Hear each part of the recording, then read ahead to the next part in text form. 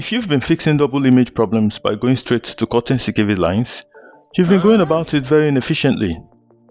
But before showing you why that's a mistake and how to fix the issue more efficiently, here is a reason why the double picture fault occurs.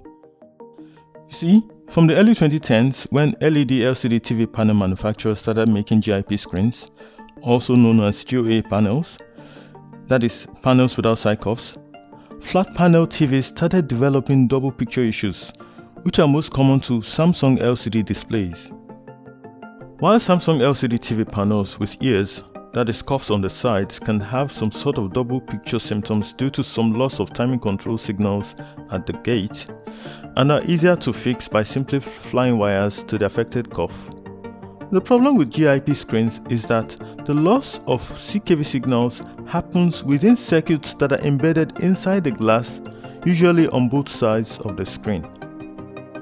Note that if the panel has only one source PCB, or one of its PCBs has all the timing control circuits on it, the only way to manually fix the problem is to block gate signals, that is CKV, to the affected side, either the left or the right.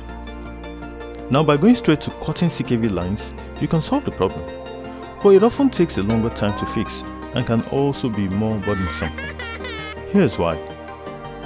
Since there is no way of knowing which side is faulty, you have to do a blind check, except for when there is a noticeable burn on one side.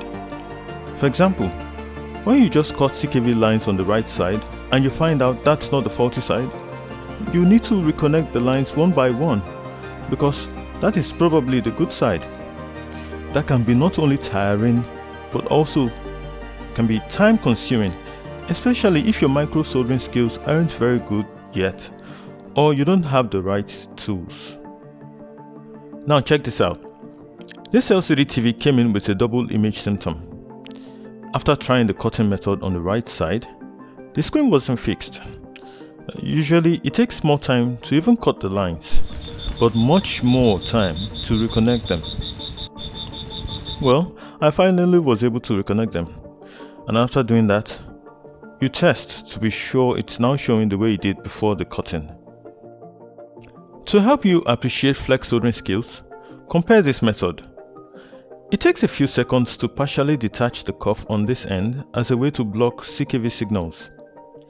And when you power on the TV to see if it works, you simply put a piece of tape between the cuff and the PCB over the gate pads. But I go a step further. I usually rebond the detached cuff as you see here.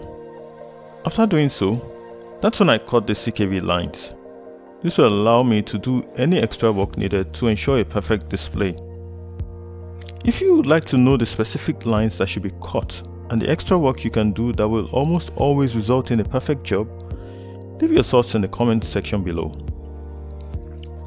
Thanks for watching, and I'll see you on the next screen.